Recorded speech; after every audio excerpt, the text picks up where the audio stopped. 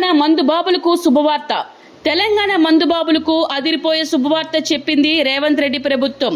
ఇటీవల బిర్లా ధరలు పెంచి మందుబాబులపై భారం వేసిన రేవంత్ రెడ్డి ప్రభుత్వం ఇప్పుడు సానుకూలమైన నిర్ణయం తీసుకుంది. తెలంగాణ రాష్ట్రంలో కొత్తగా బార్లను ఏర్పాటు చేసే దిశగా అడుగులు వేస్తుంది.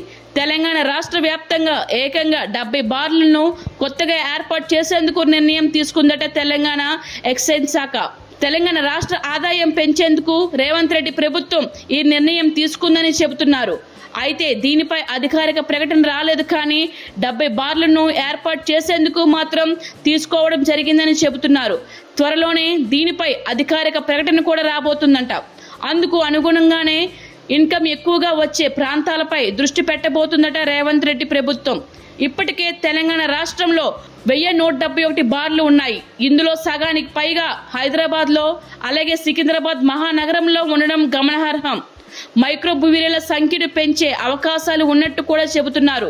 ముఖ్యంగా మున్సిపాలిటీ నగరాలలో ఈ 71 బార్లను విస్తరించే అవకాశాలు స్పష్టంగా కనిపిస్తున్నాయి. ఉత్తర తెలంగాణలో మద్యం తాగే వారి సంఖ్య ఎక్కువగా ఉందట. కాబట్టి ఉత్తర తెలంగాణ వైపు మాత్రమే ఎక్కువ బార్లు వచ్చేలా ప్లాన్ చేస్తున్నారట. అదే కాకుండా మొన్న బీర్లపై ధరలు పెంచిన రేవంత్ రెడ్డి సర్కార్ త్వరలోనే లిక్కర్ పైన కూడా 20 నుంచి 30 రూపాయలు పెంచే యోచనలో ఉన్నట్లు తెలుస్తుంది.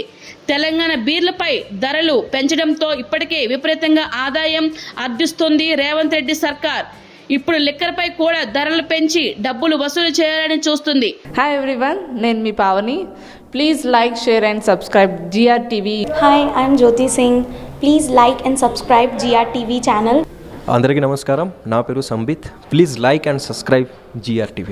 Thank you.